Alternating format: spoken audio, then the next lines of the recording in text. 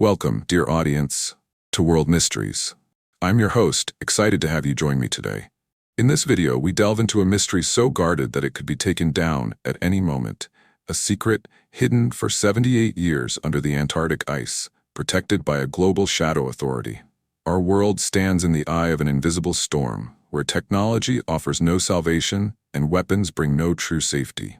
World War II was merely the opening act. Far greater upheavals may be on the horizon. Stay with me as we uncover the forbidden mysteries of Antarctica, a tale of secret expeditions, ancient maps, vanished heroes, and a warning from beyond the poles.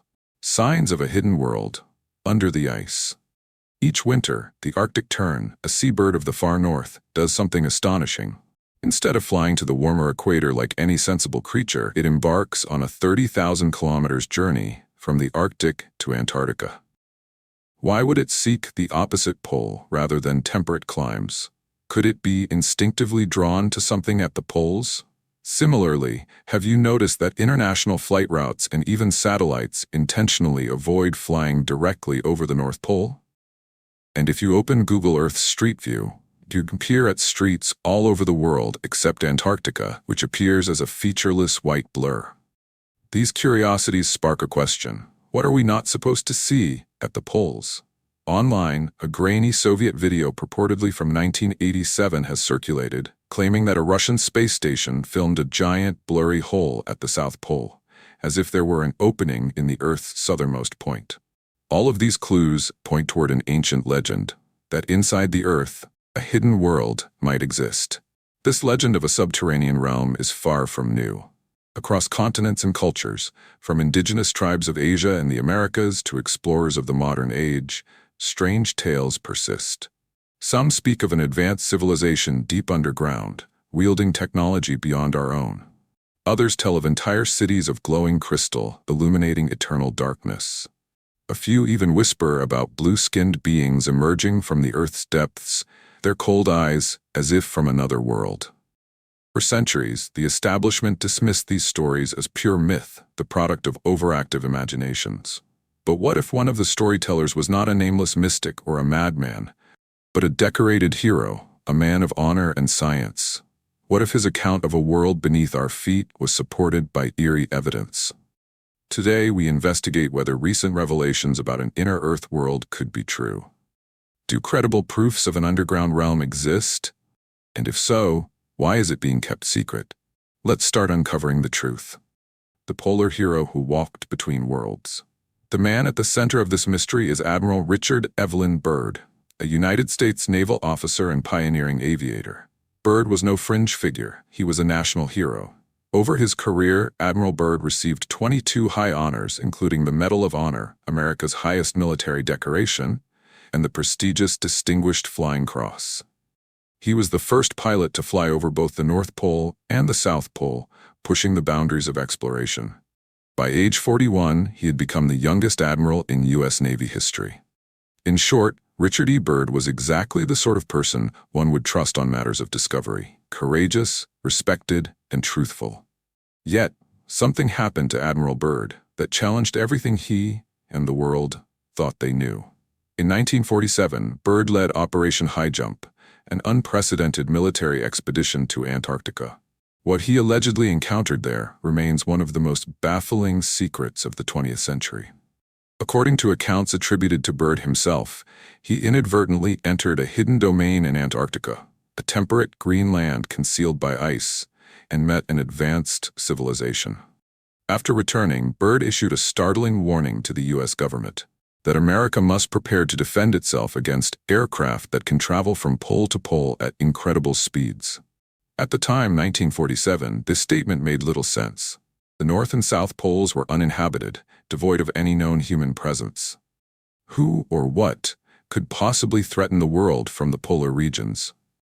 Byrd's words were largely ignored or forgotten by the public. But in hindsight, many have wondered if Byrd was trying to alert us to a truth too fantastic to openly declare. To figure that out, we need to examine strange pieces of evidence that have emerged. Evidence suggesting someone or something was already at Antarctica before we discovered it. Ancient maps and Antarctic mysteries. One of the first puzzles is cartographic. Old maps showing things they shouldn't. In 1513, Ottoman Admiral Piri Reis drew a world map that has since shocked researchers. The Piri Reis map appears to depict the outline of Antarctica's coastline without its ice cap. Remember, Antarctica's coast is buried under kilometers of ice today, and the continent wasn't officially discovered by modern civilization until 1820. Yet Piri Reis's map, from over 500 years ago, not only shows a southern landmass, but details its coast in a way that some interpret as incredibly accurate. Even more astounding, in 1531, French cartographer Orontius Phineas created a map that goes further. The Orontius Phineas map not only outlines what looks like Antarctica, but also indicates river valleys and mountain ranges in its interior. These features correspond remarkably well with what modern satellite imaging and seismic surveys have revealed under the ice. For example, where the map shows mountains, scientists have indeed found ranges like the Gamburtsev Mountains hidden beneath the ice. How could Orontius Phineas, in the 16th century, have known this? Either it's an incredible coincidence, or he was drawing on source maps from someone or something with knowledge of an ice-free Antarctica. Could an advanced, ancient civilization have mapped Antarctica long ago when it was warm and ice-free? The thought is chilling. If true, it means our history books have barely scratched the surface of Earth's past. Modern satellite images have added to the intrigue. In recent years, Google Earth and other imaging tools have spotted pyramid-like structures in Antarctica. These appear as triangular peaks with strikingly symmetrical faces, resembling man-made pyramids poking through the snow. Officials quickly explained that these are just natural mountains shaped by eons of harsh weather. Geologists call such isolated rock peaks nunataks, and indeed, erosion can carve mountains into angular shapes. However, conspiracy theorists latched onto one pyramid-like mountain in the Ellsworth Range that has 4 clean sides and even seems aligned to the cardinal directions: north, south, east, west. The odds of natural erosion producing a near-perfect 4-sided pyramid oriented so precisely are astronomical. Could it truly be a deliberate design? The resemblance to the Great Pyramid of Giza is uncanny. An aerial view of a pyramid-shaped peak in Antarctica's Ellsworth Mountains. Conspiracy theories claim this snow-capped mountain is an ancient pyramid built by a lost civilization, but geologists explain its shape as the natural result of glacier erosion and freeze-thaw weathering. Are these pyramids just coincidental formations or evidence of architecture by an ancient hand? We must note that scientific consensus strongly leans to the former. Experts say these are simply mountains that look like pyramids due to natural forces. In fact, the peak that went viral in 2016 is about 1,265 meters tall and is likely the product of wind and ice gradually sculpting its faces evenly. Yet the pyramid theory remains popular in fringe circles, in part because it fits with the narrative of an advanced ancient race, possibly linked to the inner Earth. If Antarctica was once home to a civilization, perhaps some of their structures still peak above the ice and are being misidentified as natural. So ask yourself, what if Antarctica isn't a barren, lifeless icebox after all? What if it harbors remnants of a lost civilization, one far older and more advanced than we imagine? If that is true, then we may be living amid the greatest cover-up of the 21st century. And disturbingly, some who sought the truth might have paid the ultimate price. There are whispers that individuals who got too close to Antarctica's secret met mysterious ends. By this point, even I feel a shiver. Nonetheless, I've steeled myself to continue this journey into the unknown, preparing for adversaries I cannot see. Now, to truly understand how this saga began, we must rewind to the late 1930s, to a time when the world stood on the brink of war, and a dark obsession pointed toward the South Pole. Nazis in the Antarctic. The 1938 expedition. Let's set the stage. It's 1938, and the drums of World War II are beating in the distance. Adolf Hitler is secretly laying groundwork for global conquest. Surprisingly, his first move unfolds not in Europe, but in Antarctica. In late 1938, the German ship MS Schwabenland slipped out of Hamburg under great secrecy, bound for the most remote continent on Earth, a place Hitler called Neuschwabenland, New Swabia. Officially, this was presented as a scientific and economic mission. The Nazis claimed they needed to find new fishing and whaling grounds to support Germany's fat and oil production for margarine and soap. And indeed, whale oil was a strategic resource at the time. However, behind this mundane cover story was an audacious plan cloaked in occult belief and military ambition. Hitler was deeply influenced by the esoteric Thule Society, a secretive group obsessed with Aryan lore and mystical theories. The Thule Society, and its offshoot the Vril Society, believed in the existence of a hidden super race dwelling within the Earth, sometimes referred to as the Agartha, or Aryan Inner Earth Civilization. According to Thule myth, entrances to this subterranean world existed at the poles, especially at Antarctica. The beings inside were rumored to possess Vril, a form of immense psychic or technological power. If Hitler could contact them, he hoped to obtain wonder weapons to ensure Nazi domination. Thus, Hitler covertly ordered the Schwabenland expedition to do two things: establish a secret base in Antarctica, Base 2111, in preparation for war, and find the entrance to the inner world to seek out the Aryan gods for advanced technology. With these goals, Thule Society envoys were aboard, ready to negotiate with any subterranean beings. Hitler handpicked experienced polar explorer Alfred Richer to lead the mission. Richer had the rank of Kriegsmarine captain. To maximize success, the Schwabenland was outfitted with modified aircraft and equipment for extensive aerial surveys. The expedition departed Germany on December 17, 1938. After a month at sea, they reached the icy shores of Queen Maud Land, Antarctica, on January 19, 1939. Then they began 3 weeks of aggressive aerial reconnaissance. Using 2 Dornier flying boats launched by catapult, Richer's team photographed and mapped an astonishing 600,000 kilometers of territory, an area larger than California. They took over 11,000 aerial photos of the frozen landscape. What they found defied belief. Among the endless glaciers and peaks, they spotted something utterly out of place: an ice-free oasis in the middle of Antarctica. This oasis had liquid water lakes and bare ground with patches of green moss or algae. It wasn't covered in snow at all. A warm oasis in Antarctica? How is that possible? Later, scientists determined this region, now called the Schermacher Oasis, exists due to underground geothermal heat or volcanic activity, which prevents ice formation. But to the Nazis, in January 1939, it was like stumbling on a paradise in hell. The perfect spot for a hidden base. They dubbed it Base 211 and quickly claimed the surrounding area for the Reich, scattering swastika-embossed marker poles across the ice. Initially, Base 211 was likely a modest outpost, possibly intended as a refueling station for U-boats or a meteorological camp.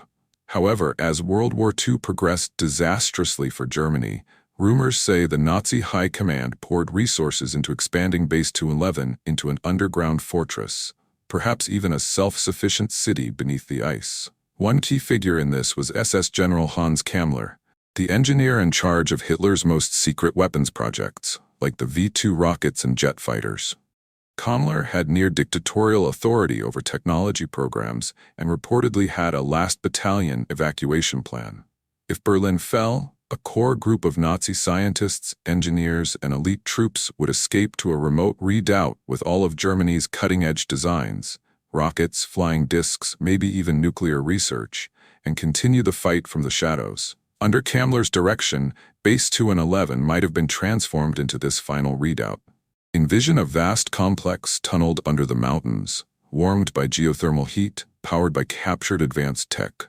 The base could harbor new aircraft prototypes, including flying saucer-like craft that Nazi engineers were allegedly developing, the Honebu or Vril disk programs. It sounds like science fiction, and for a long time it was dismissed as such. But then, something curious happened at the end of War II that lends a kernel of credibility to the tale. Hans Kammler disappeared. When Nazi Germany surrendered in May 1945, General Hans Kammler vanished without a trace. He did not turn up dead or in Allied custody like most top Nazis.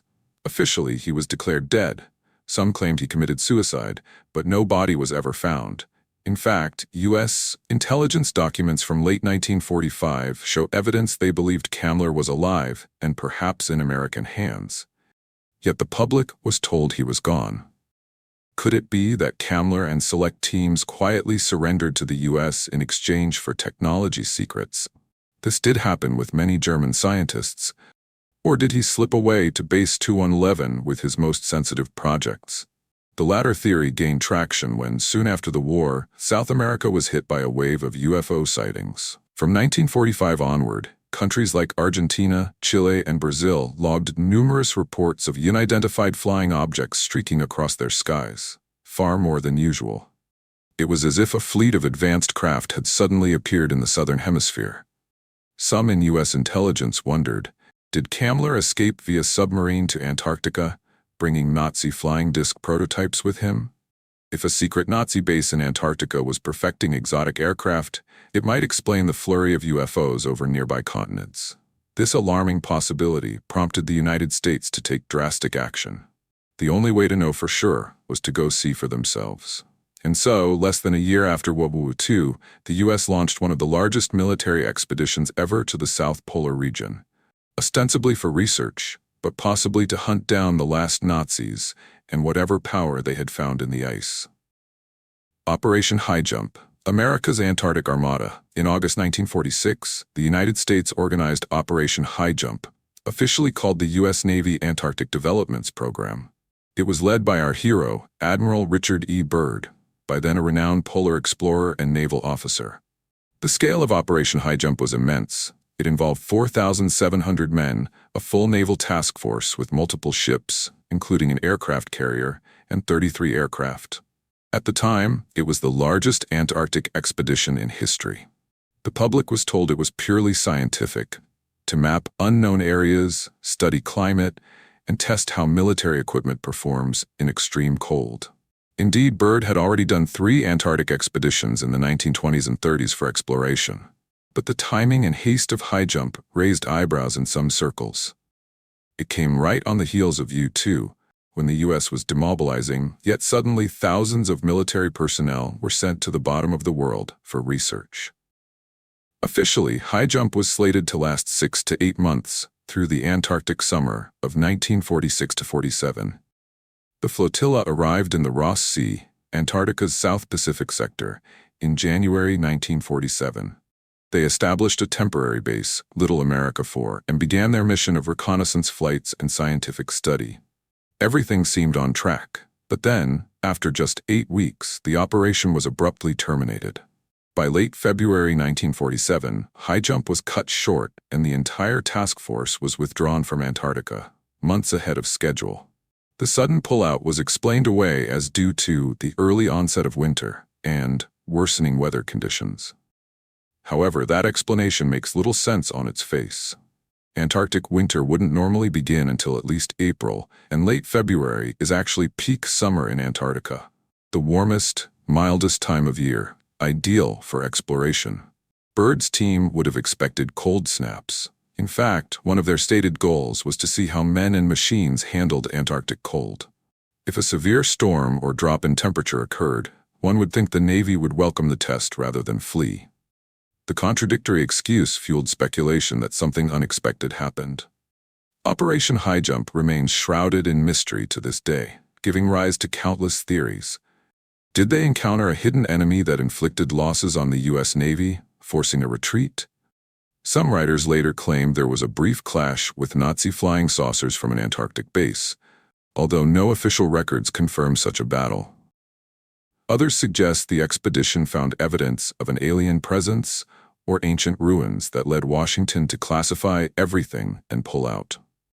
While we lack hard evidence for these claims, we do have the provocative words of Admiral Byrd himself, spoken shortly after the expedition ended.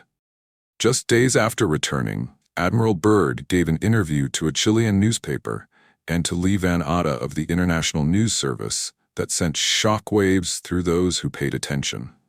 Byrd warned that the United States should be prepared for the possibility of being attacked by planes, which can fly from one pole to the other with incredible speed. He further emphasized that, in the event of a new war, the U.S. could be attacked by flying objects coming from over the poles. The tone was urgent. Coming from Byrd, a man not prone to exaggeration, this was extraordinary. Remember, this was 1947. No country had aircraft capable of continuous transpolar flight at incredible speeds. Jets were in their infancy, and ICBMs didn't exist. Many believe Byrd was alluding to something he witnessed during Highjump, perhaps the very advanced craft that Nazi scientists were rumored to have developed, or even more unearthly technology. The U.S. Navy, however, stayed tight-lipped. Byrd was quickly debriefed and silenced by the Pentagon. It said that top officials ordered him not to speak of certain events that occurred on the expedition, framing it as his patriotic duty.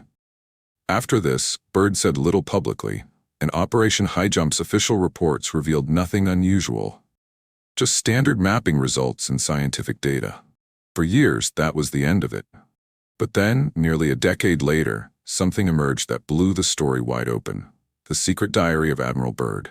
The Secret Diary of Admiral Byrd. In 1956, Admiral Byrd was 68 years old and in declining health. On December 30th, 1956, feeling that the darkness was closing in, perhaps sensing his mortality, Byrd reportedly decided he could not take the great secret to his grave. According to later accounts, he retrieved an old, weathered flight logbook, his personal diary from Operation Highjump, and wrote a final entry describing the forbidden truth he had kept hidden.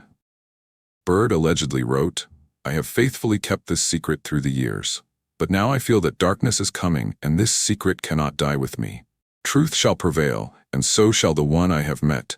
This is the only hope for mankind."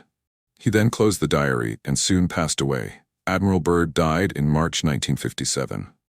Years later, Byrd's son, Richard E. Byrd, Jr., is said to have found this diary among his father's belongings in the attic. Fulfilling his father's last wish, the son compiled and published the account as Admiral Byrd's Secret Diary, alternatively titled The Inner Earth Diary in some editions. Whether this diary is 100% authentic or somewhat embellished is hotly debated. We'll discuss that shortly. But for now, let's delve into what the diary describes, because it is nothing short of astounding. If true, it explains exactly why Operation Highjump ended so suddenly. The flight beyond the poles, the crucial diary entries are dated February 19, 1947, the day Admiral Byrd undertook a reconnaissance flight over unexplored areas of Antarctica. Byrd took off from the base camp in a ski-equipped aircraft, with dual engines, early in the morning, accompanied by a trusted co-pilot and radio man named Bennett in some accounts. Their mission was to fly due north from Little America Base, beyond the pole, mapping any terrain they saw. Byrd kept a meticulous log of times, altitudes, airspeed, and observations. At first, all was routine.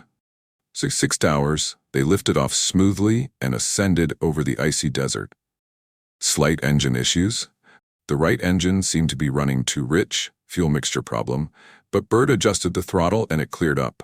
The polar sun was shining, visibility excellent. By 7:30, they radioed back to base camp to report all well. 7:40. Noted a minor oil leak in the right engine, but oil pressure remained normal, so they continued. Altitude 2,300 feet.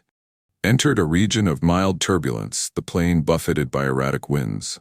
Byrd descended to 1,700 feet to avoid the chop, which helped restore smooth flight. All instruments were functioning normally until approximately 09:10. That's when the unexpected began. First, Byrd noticed an odd discoloration on the snow below. Instead of the endless expanse of white ice, he saw what looked like bands of pale yellow stretching across the ground. What could cause yellow streaks on Antarctic snow? He was perplexed. He decided to deviate from his course to take a closer look. As they flew on, the yellowish hue became interlaced with strange shades of pink and purple. The ice was shimmering with pastel colors as if reflecting a hidden light source. Byrd wrote that the snow below us is marked in a pattern I've never seen. There are pale yellow, reddish, and even violet hues, almost like a spectrum is seeping through the ice. He was so astonished that he grabbed the radio. "Base camp, this is Byrd. Are you receiving? We are observing peculiar coloration on the ice below." He described the yellow and reddish patches and said he'd investigate briefly, then resume course. The base acknowledged, though likely with confusion. Byrd then prepared to circle the area. However, he never got the chance, because at that moment his navigational instruments went haywire. The compass began spinning wildly, unable to find north. The gyroscope was gyrating out of control. The plane's radio compass, a directional finder, also lost calibration. In short, Byrd's aircraft entered a region of bizarre magnetic disturbance. "Our compass is unusable," he noted. "We are flying blind, relying now solely on the sun's position and a guess at our heading." Maintaining composure, Byrd oriented the plane relative to the sun's angle. Since it was summer, the sun was above the horizon in Antarctica. He believed they were still roughly on course northward. Neuro 9:15. In the distance ahead, a mountain range loomed on the horizon, far beyond where any mountains should be. This was baffling because the maps showed a flat polar plateau in that direction. None of the known Antarctic mountains, like the Transantarctic Range, should have been in his flight path. These peaks were massive, unlike anything charted in previous expeditions. The more he closed in, the more he realized he was crossing into an uncharted land. Even more unnerving, the external temperature was rising rapidly. Byrd's outside air thermometer read 74 degrees Fahrenheit. That's about 23.3 degrees Celsius. Basically shirt-sleeve weather in Antarctica. This was utterly impossible by conventional understanding. At the South Pole, temperatures even in summer hover well below freezing. Yet here his instruments and physical sensation in the cockpit indicated a mild spring-like warmth. "I do not understand," Byrd scribbled. "No ice or snow on some mountain slopes, and the air is warm. We are not in a hallucination." The plane cleared the mysterious mountains, passing through a low pass. On the other side, Byrd and his co-pilot could only gasp at what lay before them. A lush green valley stretching out below, bathed in a golden glow. "Forests," Byrd wrote in disbelief. "There are forests of tall trees on the valley floor. A river or stream glitters in the sunlight, meandering across grassy fields." He could hardly comprehend the sight. Here, in the depths of Antarctica, was a landscape that looked like a temperate zone in summer, completely free of ice and snow, alive with vegetation. Byrd brought the plane down to 1,400 feet altitude to get a closer look. They popped open the side window for a better view and to sample the air. It was fresh, crisp, but not frigid, more like a mountain meadow than the pole. He could see the green of grass or moss covering rolling hills, and even what looked like patches of wildflowers adding hints of color. The light illuminating this valley was peculiar. It had a soft, diffuse quality, as if emanating uniformly from the sky, not from one blinding sun above. Byrd noted, "The light here is of a curious luminous quality, softer than the bright glare we left outside. It is as if the very air is glowing gently." He looked for the sun on the horizon and realized it was obscured, possibly by a haze or by some atmospheric condition of this enclosed domain. This raised the hair on the back of his neck. Were they still outdoors, or had they flown through a hidden entrance into some vast enclosed space? At this point, the diary entries become downright surreal. Admiral Byrd describes seeing something that made him question his sanity. An animal moving on the ground below. A creature he at first thought was an elephant. "No," he corrected, "it has the shape of an elephant with long, shaggy fur. It's a mammoth. There's no doubt it's a mammoth-like creature trudging through the brush." In other accounts, Byrd described it as resembling the extinct woolly mammoth, a Pleistocene Ice Age animal believed long vanished. Imagine peering down from your plane and seeing a lumbering giant with tusks, an animal supposedly extinct for 10,000 years, alive and well in a hidden Antarctic valley. Stunned, Byrd grabbed the radio headset and tried to contact base. "This is Byrd. Come in. Base camp. Do you copy?" He intended to relay what he was seeing, but now he met radio silence, only static hissed back. It felt as though the moment they crossed into this mysterious region, they had become cut off from the outside world. No one was answering. Byrd experienced an eerie sense of isolation. "It is as if I am in a new world, where no one can reach me." Nonetheless, Byrd kept flying forward, deeper into this wonderland, gathering his wits.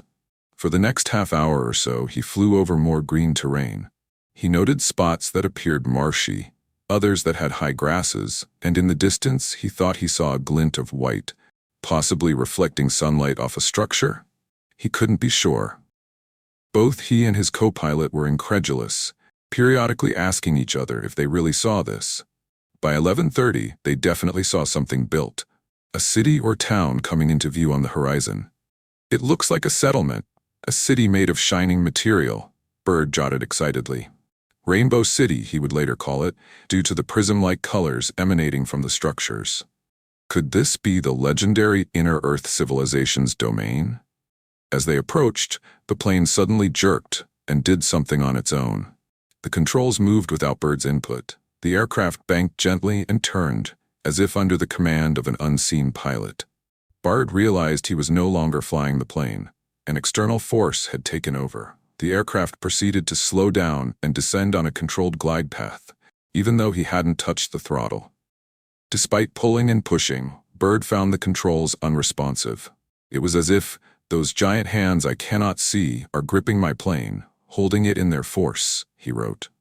The plane was being guided by an unknown technology, effectively making Byrd and his crew passengers. It was at this moment that two flying craft appeared, flanking Byrd's airplane. They were disc-shaped, silvery, and fast, quickly positioning themselves on either side of his plane. Byrd's heart pounded. Were these flying saucers? He described them as discus-shaped, with a radiant quality. On their sides he could make out markings. A swastika-like cross, the emblem of Nazi Germany, adorned these futuristic craft. Byrd's mind reeled. How on earth? Nazi flying discs here? Right then, a voice came through the radio, the first intelligible contact in an hour. The voice spoke English, but with a foreign accent. Byrd noted it sounded Nordic or Germanic. It said, "Welcome, Admiral. In our language, we say welcome to our domain, Admiral Byrd." Byrd and his co-pilot stared at each other. The voice continued calmly, "We will land you in exactly 7 minutes. Relax, Admiral, you are in good hands." That is all Byrd remembered before events moved very quickly. The two escort discs closed in, and Byrd's plane, still automatically controlled, glided toward a flat area on the outskirts of the shining city. 11:35. The plane touched down smoothly as a feather. Byrd noted with amazement that we have landed without any jolt at all, barely a perceptible bump. It feels like we sat down on a cushion of air. Outside, figures were approaching the plane. Byrd's eyes widened as he saw tall men, very tall, perhaps 7 feet, with flowing blonde hair. They had fair, angular faces and were clad in soft, luminous clothing that almost shimmered. This immediately reminded Byrd of descriptions of Atlantean or Aryan beings from occult lore. Could these be the very Ariani that Hitler's people sought? The men reached the plane. Byrd noticed that although they had a Germanic appearance, they bore no weapons and emanated a sense of benevolence, yet also great power. One man motioned politely for Byrd and his radio operator to step out. Byrd describes that as he and his companion emerged, they were greeted warmly. "Welcome to our city, Admiral Byrd," one of the tall men said. "We know you have come with noble intentions." The Admiral was then invited onto a small platform vehicle. It looked like a flat, metallic sled. Byrd and his companion stepped on, and to his surprise, the platform levitated off the ground. It had no wheels, no propellers, nothing visible driving it, yet it floated silently. The group of tall hosts stood on it along with their guests. Then the craft moved effortlessly through the air, carrying them toward the glowing city. Byrd noted how utterly smooth and noiseless the journey was. No engine sound, no lurching. It's as if we're gliding on a magnetic field. I feel no acceleration or deceleration. The technology was far ahead of anything on the surface world in 1947, and even beyond what we have today. Imagine a flying platform that emits zero sound and zero G-forces when accelerating. As they neared the city, Byrd could take in the sights. The architecture was dominated by crystal-like structures, tall spires and domes made of a material that looked like glass or translucent stone. Sunlight, or some ambient light source, refracted through these structures, giving off rainbow hues. It was breathtakingly beautiful and exotic, yet also had a coherent design, clearly the work of intelligent beings. They were heading toward an especially grand building, perhaps the center of this civilization. Byrd later wrote, "It feels like I am in a dream. There is light everywhere. The city shines like a jewel. If only I weren't under orders, I would wish to remain here forever." In minutes, the platform gently descended in front of the large structure. A set of tall doors opened. Inside, Byrd found an interior of astonishing elegance. all light, color, and harmony. The walls themselves glowed with a soft illumination, no visible lamps, the material just emitted light. A warm pinkish gold radiance pervaded the corridor they walked through. Byrd and his companion were led down this hall to an elevator-like chamber. The door closed and they felt themselves moving, presumably downward, deeper into the earth, yet with no sensation of abrupt motion. When the door opened, they were in a large circular room. In the center was a single figure seated at a table. An elder, the one Byrd would later call the Master. He rose to greet them. He looked similar to the others, tall, refined, with piercing, kindly eyes, but there was a sense of great age and wisdom about him. "Welcome, Admiral Byrd," said the Master, smiling. "We have been expecting you." Byrd was struck speechless for a moment. The Master offered him a chair and invited him to converse.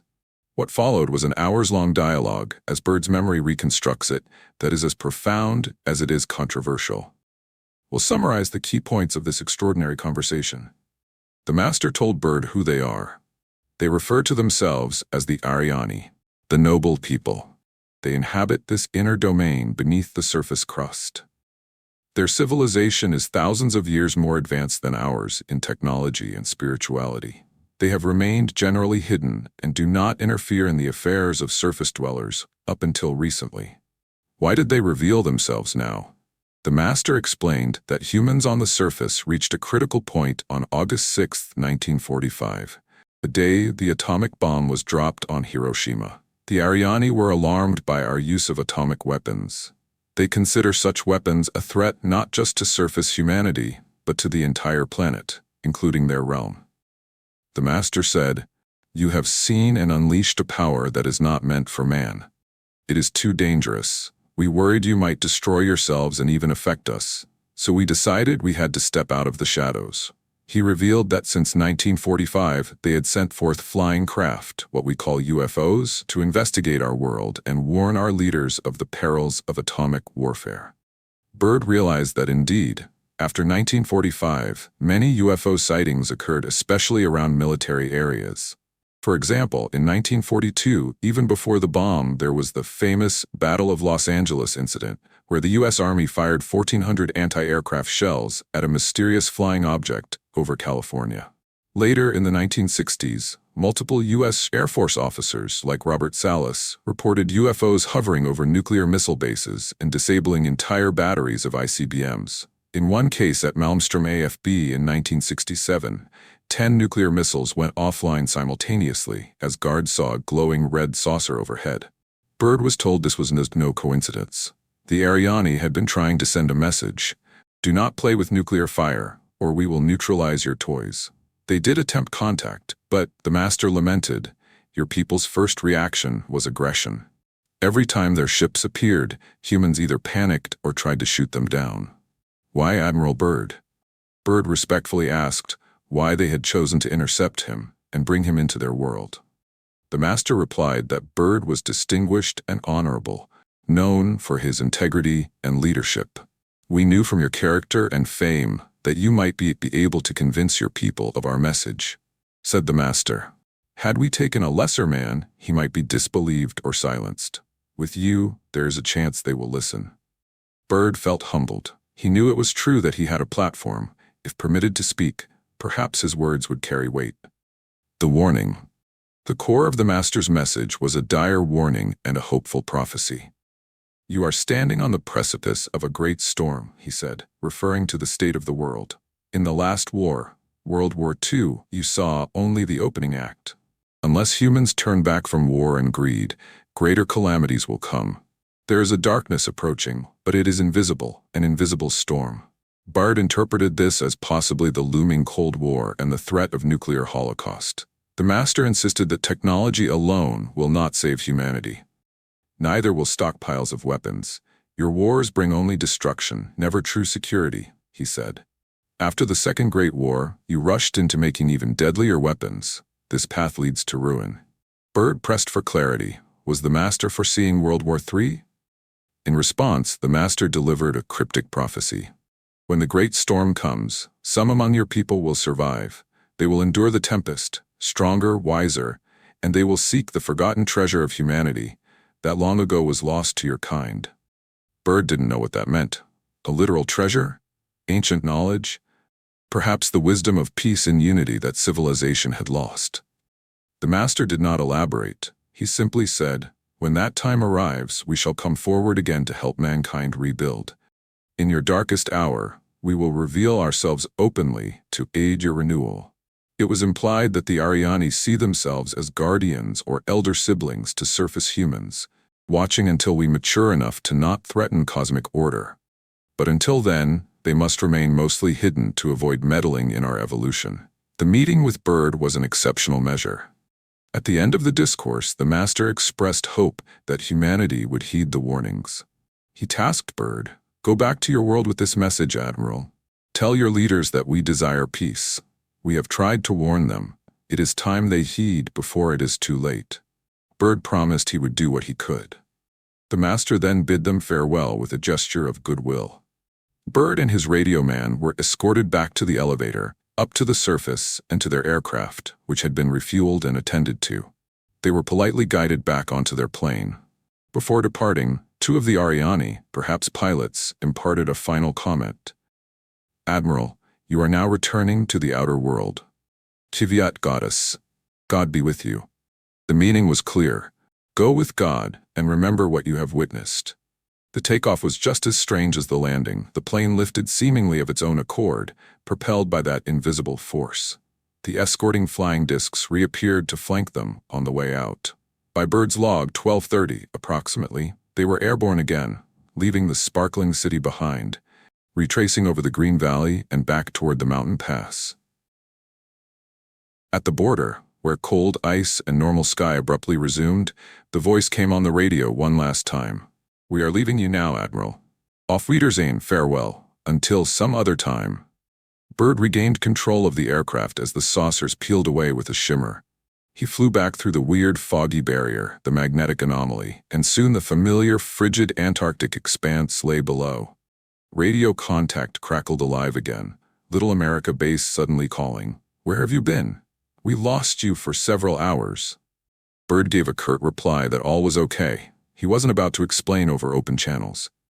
They landed safely, though in near disbelief at what had just occurred. Byrd immediately requested a private meeting with top U.S. officials upon return. When Operation Highjump ended, prematurely, as mentioned, Byrd was indeed summoned to Washington, D.C. He briefed the Joint Chiefs and the President, reportedly, on what he experienced. If one wonders, did the U.S. government find Byrd's story credible? Consider their subsequent actions. They sealed Byrd's report under strict secrecy. He was ordered to never speak publicly about the events in that flight, especially about the inner world. One general apparently told him, "Admiral, you will regard this incident as classified top secret. As far as you're concerned, it didn't happen for the sake of national security." Byrd, being a loyal military man, reluctantly obeyed. For about 10 years, he kept silent, only hinting obliquely at what he saw, like that Chilean interview. Not long after, in 1957, Admiral Byrd passed away, taking his secret to the grave. Or so it seemed. Luckily for us, his diary surfaced, allowing the world a glimpse into what may be the most paradigm-shifting encounter of the modern age. Cover-up and conspiracy. Now we must ask, how much of Byrd's secret diary is true? It's a contentious question. On one hand, Operation Highjump and Admiral Byrd's ominous warning about polar threats are historically documented. On the other hand, the diary was published without original evidence. We only have transcriptions provided by Byrd's estate or enthusiasts. Skeptics point out that some diary details conflict with known facts. For instance, it says "beyond the North Pole" in some versions, causing confusion whether this was an Arctic or Antarctic trip. No official flight log confirms the described events. The U.S. government denies any knowledge of subterranean civilizations, and mainstream scientists dismiss the idea of a hollow Earth as pseudoscience. So unfortunately, we cannot conclusively verify Byrd's story from declassified files, because if such files exist, they remain classified to this day.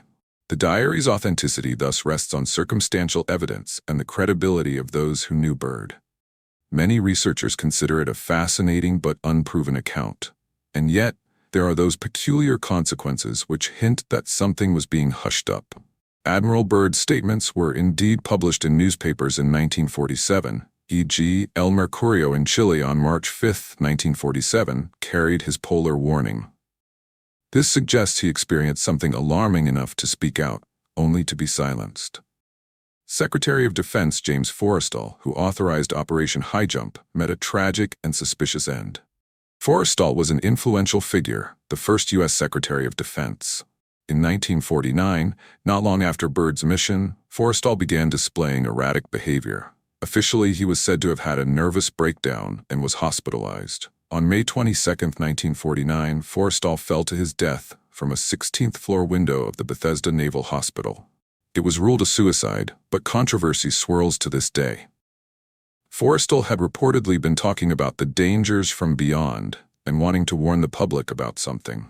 Conspiracy theorists speculate he might have known about the Antarctic secret or UFOs and was silenced. Even noted journalist Seymour Hersh later implied Forrestal's death was part of a series of covert assassinations disguised as suicides. A 2019 book, The Assassination of James Forrestal, argued he was murdered to keep certain secrets. Could one of those secrets have been what Byrd found? We can't say for sure, but it's intriguing. In 1988, Richard Evelyn Byrd III, the only son of Admiral Byrd, went missing on a train journey to Washington, D.C. He was heading to a ceremony honoring his famous father's Antarctic exploits. The 68-year-old Byrd Jr. mysteriously disappeared en route. 3 weeks later, his body was found in an abandoned warehouse in Baltimore. The cause? Malnutrition and dehydration, as if he had wandered, lost, and confused, until he died. Officially, it was explained that Byrd's son suffered from disorientation due to Alzheimer's and accidentally got lost. However, his family found the circumstances very strange, the whole thing. They noted he was not normally prone to wandering. The timing, on the way to a commemoration of Admiral Byrd, raises eyebrows. Some wonder if someone intercepted him to retrieve any remaining private records, like the diary, or to prevent him from speaking about his father's secrets at that event. It's an eerie footnote that both Admiral Byrd's close friend Forrestal and his own son met untimely, odd deaths. These incidents aren't proof of anything in themselves, but they fuel the suspicion that powerful forces are invested in keeping the Antarctica truth buried. Perhaps literally. When you also consider that since 1959, the Antarctic Treaty has turned the entire continent into a demilitarized, internationally governed zone where free exploration is limited, it fits a pattern. Tourists today can only visit a few approved coastal sites under strict guidance. Flying over the pole or wandering inland is off-limits without special permits. The treaty's noble intent is to preserve Antarctica for science and peace. But conspiracy theorists argue it also conveniently ensures no independent adventurer can just go poking around where they shouldn't, like into any hidden entrances or ruins. Could it be that the last undiscovered frontier is closed for a reason? Despite modern technology, Antarctica's secrets remain frozen in silence. Without direct access, we are left with satellite images, whistleblower testimonies, and our own resolve to seek answers. Conclusion: Antarctica's secret. What do you believe? So after all this evidence and lore, what do you think lies beneath the Antarctic ice? Is it just rock and permafrost, or could there truly be a hollow Earth realm with an enlightened civilization watching us?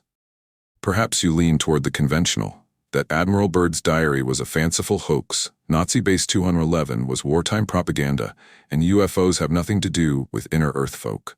Indeed, scientists assure us that Earth's interior is mostly solid and unbearably hot, not hollow or habitable. The pyramid mountains are just mountains. The ancient maps can be explained by misinterpretation or coincidental resemblance. According to them, there's nothing sinister afoot, just natural mysteries being misconstrued.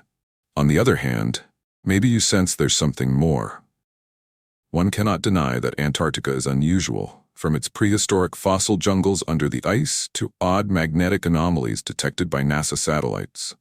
Even mainstream research has discovered a colossal subglacial lake, Lake Vostok, with strange magnetic readings and unexplained bacteria, fueling speculation of what else might lurk untouched for eons. When you combine that with the credible puzzle pieces, Admiral Byrd's stature and words, the Nazi expedition, the rapid military mobilization of Highjump, the ensuing secrecy, it paints a picture too consistent to ignore. The notion of an advanced, hidden society, whether human or alien, might not be so far-fetched after all. Remember, not long ago even the existence of giant squid or deep ocean life at thermal vents sounded like fantasy until proven true. Perhaps some secrets of our planet are still waiting to be revealed. For now, the icy veil over Antarctica remains unpierced for ordinary people. Those tantalizing satellite photos of pyramid-like peaks, or what looks like a massive face structure glimpsed in some snowy mountain, are all beyond our reach. Restricted zones no tour can visit. It's as if an invisible guardian stands watch, ensuring whatever lies hidden stays that way. Maybe somewhere under those miles of ice sleeps a truth too paradigm-shifting for the world to handle. At least for now. Only Admiral Byrd, and presumably some world leaders, truly knew what he encountered beneath the South Pole. The rest of us are left to wonder and debate. What do you believe? Is Antarctica hiding ancient technology, Atlantis-like ruins, or even a thriving inner Earth world? Could Byrd's Ariane still be down there, waiting for humankind to avert disaster before they emerge openly?